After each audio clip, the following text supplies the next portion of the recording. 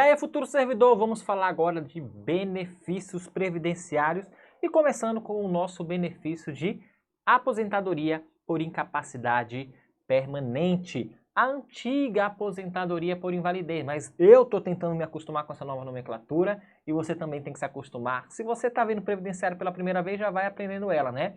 Aposentadoria por incapacidade permanente. Vamos lá, direto aqui, fazer nosso esquema, sem preguiça, com foco. A gente tem que entender o seguinte. Primeiro ponto, a gente vai apelidar isso aí, gente. A gente vai chamar de aposentadoria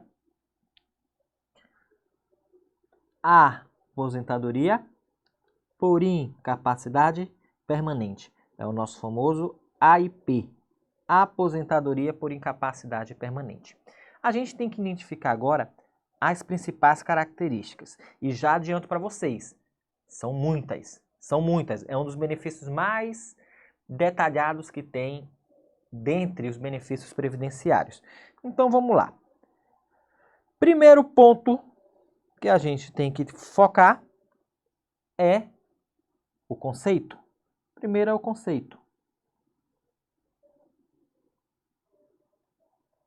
O conceito aqui, ele vai envolver algumas vertentes. Então, em primeiro lugar, eu tenho que identificar que é um benefício para os segurados, né? Então, é um benefício para os segurados e não para os dependentes. E olha a observação aqui, tá? Eu vou colocar bem aqui embaixo em outra cor, que servem para todos os segurados. Como assim, professor? Todos os segurados? Porque existe benefício que você vai ver que às vezes não vai enquadrar o segurado especial, às vezes não vai servir para o contribuinte individual. Exemplo, aposentadoria por invalidez. Ela não serve para o empregado doméstico. Ah, não? Não. Ela tem especificidade. Ela é específica para alguns tipos de segurado. Aqui não. É para qualquer categoria. Eu vou até mudar aqui. Eu vou colocar categoria de segurado, tá bom? É para qualquer categoria de segurado. Deixa eu pegar a borracha aqui.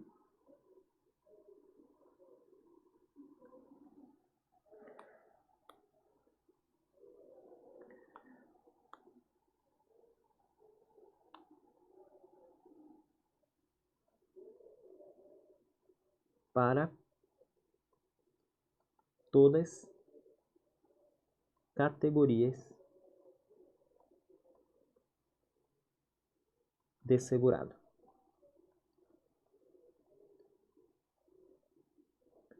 Para todas as categorias de segurado. E para todas as categorias de segurado, professor? Mas o que esses segurados têm que ter para poder receber esse benefício? Primeiro, ele tem que estar incapaz para o trabalho. Incapaz para o trabalho. Segundo, ele tem que ser insuscetível. Calma, não se mexa na cadeira aí, não pire, respire, que eu já vou explicar para vocês o que é isso. Insuscetível de reabilitação, insuscetível de reabilitação profissional.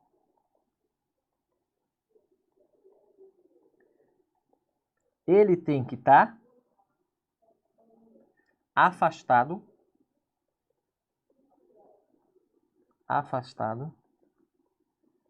de todas as atividades.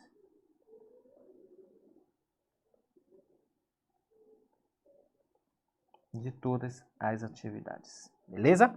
Então preste atenção aqui. Esse conceito ele é muito importante para você compreender e diferenciar do auxílio por incapacidade temporária. Por quê? Quando eu falo de aposentadoria por incapacidade permanente, olha o nome, permanente, eu entendo que permanentemente ele vai ser incapaz. Ou seja, não tem uma um retorno, um motivo que nos leve a crer que ele volte a trabalhar. Então, a partir do momento que ele vai passar por uma perícia médica, a gente vai colocar essa informação aqui, e a perícia médica detectar que essa pessoa, ela está inválida para qualquer tipo de serviço. Não é só o que eu atuo atualmente. Exemplo, eu sou professor. Caso aconteça alguma coisa e eu perca a minha voz, eu fique mudo e não consiga mais ministrar aula, né? Sendo que a voz em si é um instrumento que eu utilizo. Claro, professor, pode utilizar Libras. Sim, eu sei disso, mas a voz é o principal e eu não tenho mais como utilizar. Eu vou receber aposentadoria por incapacidade permanente porque eu sou só professor e não tenho? Não, porque aí a perícia médica vai falar, você não pode ser professor, mas você pode trabalhar em outros locais. Eita, professor, pode fazer isso? Pode. Eu não tenho que ser inválido somente na minha atividade. Eu tenho que ser inválido em outras atividades também para receber aposentadoria por incapacidade permanente. Tanto que o segundo requisito aí, ele fala insuscetível de reabilitação profissional. Porque o que é essa reabilitação profissional? É exatamente isso. Eu sou professor, não falo mais. Calma, não aconteceu nada não. Só simulando aqui. Então, eu chego no INSS e fico. Ah, você é professor, não está falando mais? Infelizmente essa atividade você não vai mais poder exercer. Aí eu vou me aposentar por incapacidade permanente. Não. Eles vão falar, nós vamos te encaminhar para o programa de reabilitação profissional. Ou seja, eu vou ser reabilitado em outra profissão que me acolha mesmo eu tendo algumas sequelas de outra atividade. Mas nessa nova atividade eu posso exercer. Então a reabilitação profissional faz esse serviço. Você está inválido aqui, mas eu posso te encaixar em outra área no mercado de trabalho. Então a partir do momento que eu estou inválido na minha atividade e insuscetível, ou seja, não tem como realizar reabilitação profissional porque em outras áreas também tu vai estar inválido, aí que vem a aposentadoria por incapacidade permanente.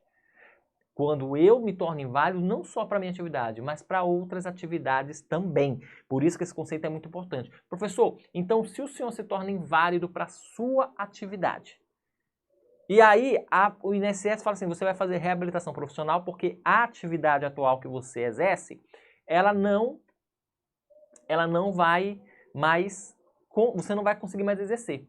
Mas eu consigo te encaixar em outra atividade. Então você vai para reabilitação profissional. Enquanto você está de reabilitação profissional, você vai receber benefício? Sim. Qual é o benefício? Auxílio por incapacidade temporário. Auxílio por incapacidade temporária. Mas não a aposentadoria por incapacidade permanente. Porque eu sou suscetível a passar pelo processo de reabilitação. Deu para entender a treta? E se eu estou inválido, eu tenho que me afastar de todas as atividades. Então, esse é o conceito que você tem que pegar, né? Pegou a questão, guarda no coração para não esquecer, ok? Vamos lá, continuando aí com o nosso esquema.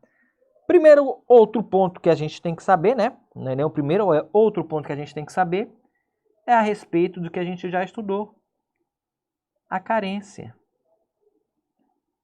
A carência, que é de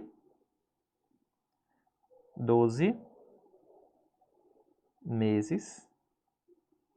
Que é de 12 meses, mas tem aqui o nosso famoso salvo nos casos. Salvo nos casos. E aí a gente tem 3 situações aqui. Quem lembra das 3 situações? Primeira, acidente de trabalho. Acidente de trabalho ou de qualquer natureza. De qualquer natureza. Doença profissional. Profissional.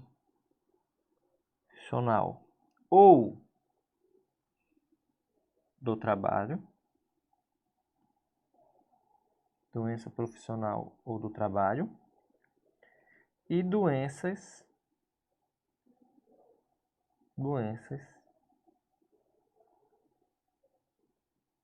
listadas pelo Ministério da Saúde. Doença listada pelo Ministério da Saúde. Então aí é o caso de carência que a gente já estudou isso, então não vou me ater muito a essa informação. Outra informação que a gente tem que ter aí é a informação que eu já até falei para vocês. Ela fica dependente, né? Ela depende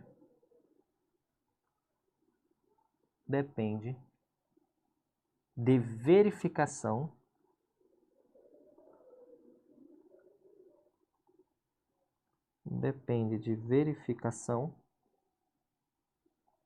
da perícia médica.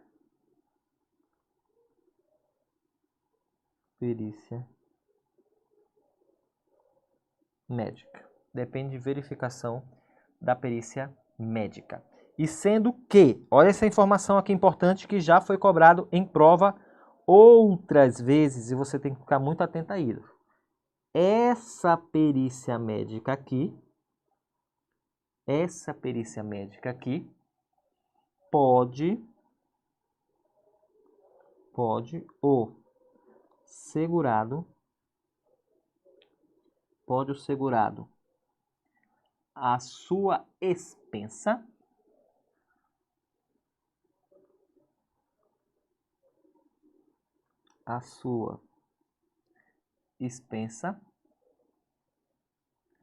ser acompanhado por médico da sua confiança. Acompanhado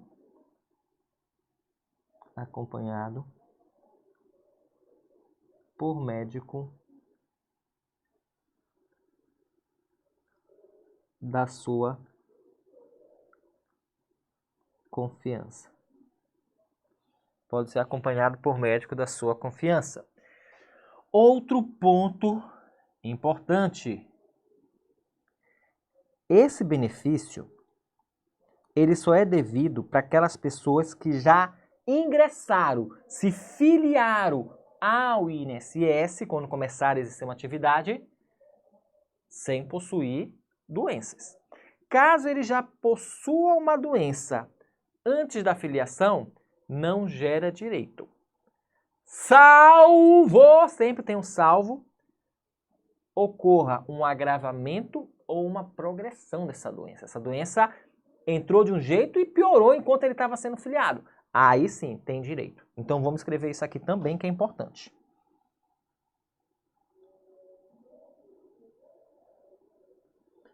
A gente vai colocar não é devida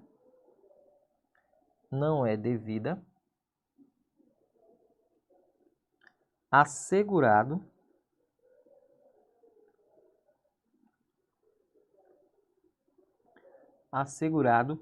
que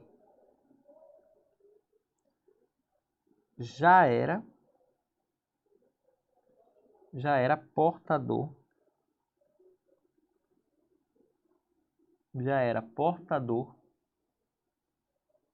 de doença, /lesão ou lesão, né? No ato da filiação.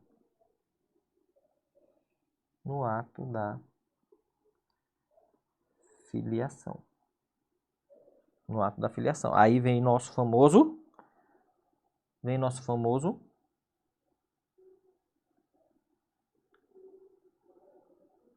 salvo.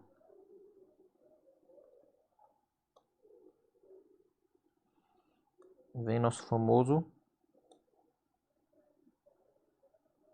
salvo.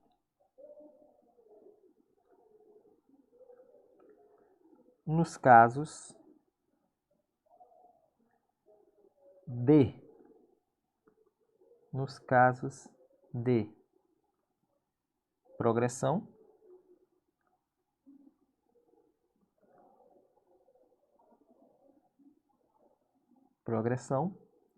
ou agravamento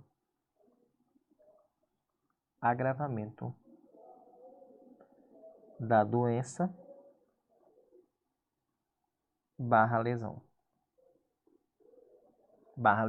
né? Então aí nós temos mais uma informação super importante, super útil para você na hora da prova lembrar.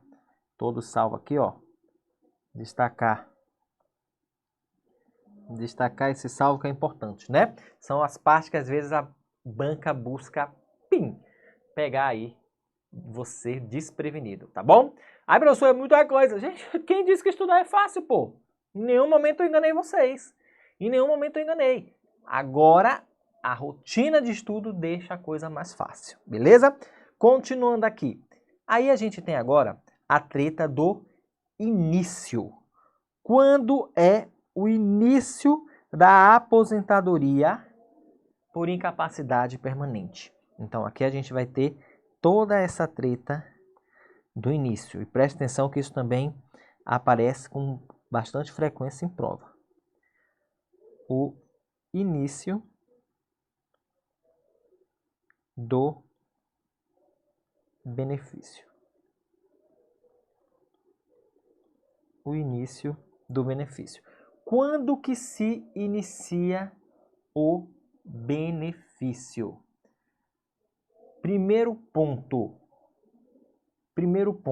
a gente vai ter que especificar a seguinte situação. Ele recebia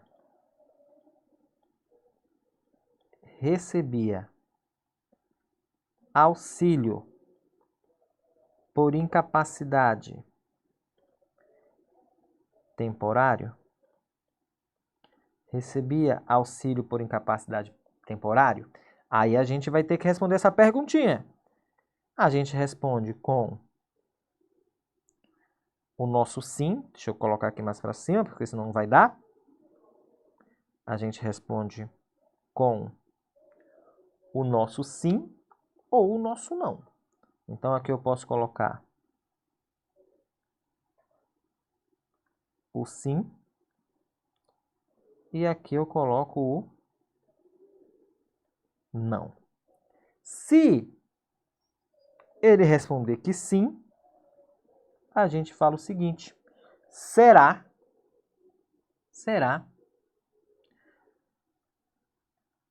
no dia imediato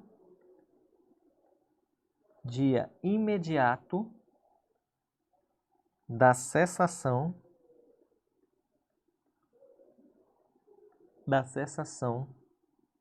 do auxílio por incapacidade temporário. Como assim, professor? Gente, você tem que entender o seguinte. Primeiro ponto aqui. Preste atenção aqui na minha carinha agora. Vou até aumentar aqui, ó. Pronto.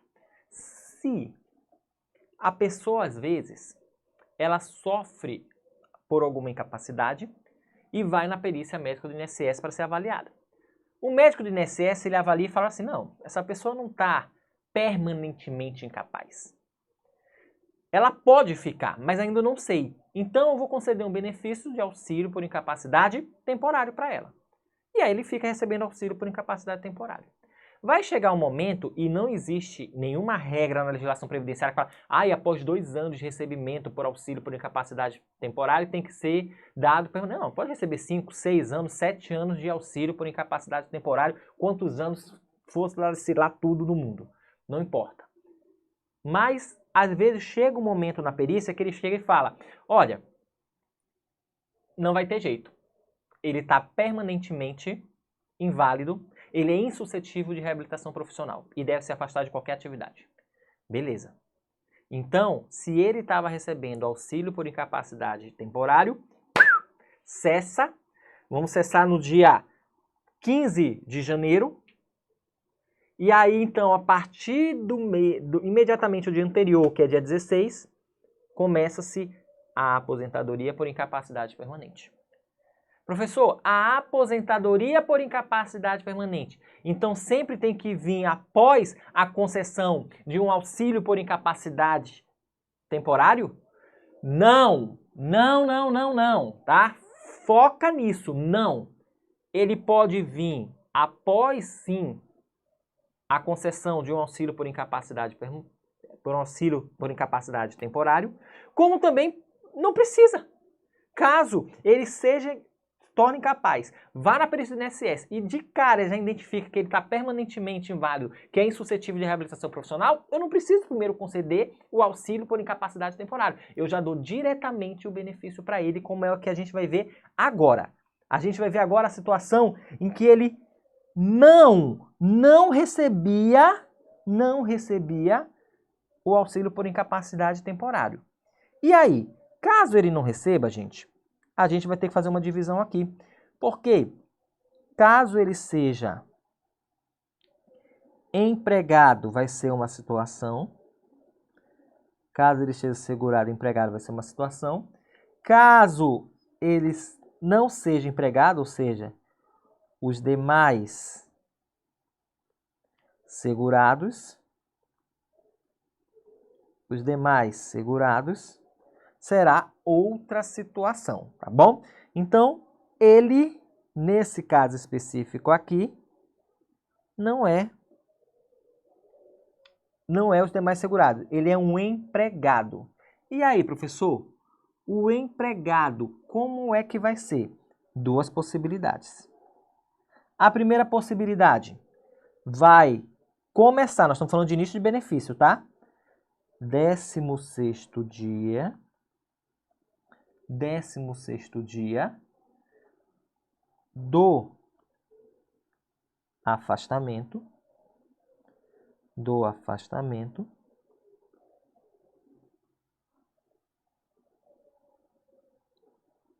ou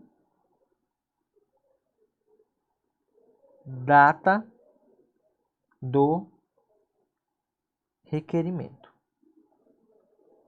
Não se aveste não que eu vou explicar tudo. Data do requerimento. Quando é que vai ser 16º dia do afastamento? Aqui, vou colocar até de outra cor para ficar melhor. Se requerida,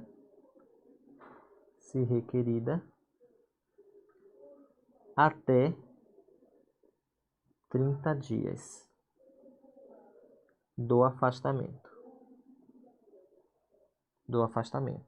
Aqui, se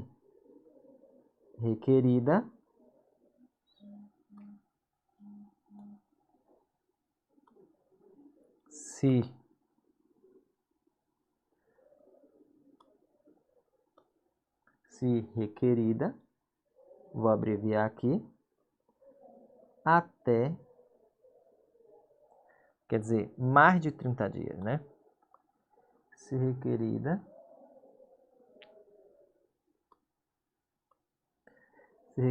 mais de 30 dias do afastamento. Pronto. Chegamos num ponto aqui. Professor, e como funciona para os demais segurados? Os demais segurados, o que muda é que não tem esses 16 dias. O que muda é que ele já vem direto e fala assim, ó. São duas situações também. Vai ser na data da incapacidade, quer dizer, na data data da incapacidade. Eu vou colocar conforme está na legislação. Incapacidade ou data do requerimento. E o que muda? A mesma coisa do anterior ali. Esse aqui, se requerida até 30 dias. E aqui, se requerida após 30 dias.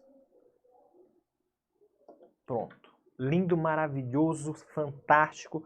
Nós temos aí algumas, ainda falta muita coisa de aposentadoria por incapacidade permanente. Agora, vamos explicar essa treta do início. Gente, cadê aqui? Aqui, pronto.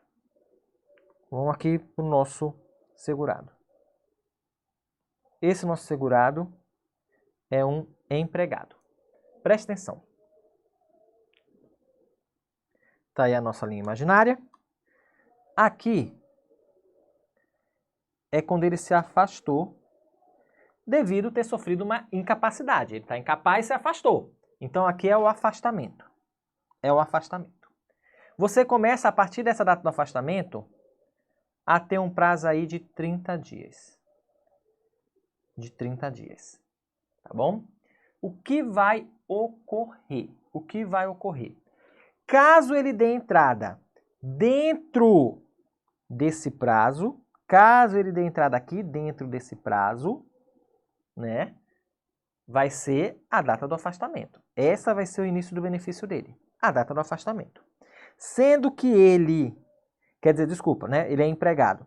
Então, se ele der entrar nesses 30 dias, vai ser considerado o 16º dia como início.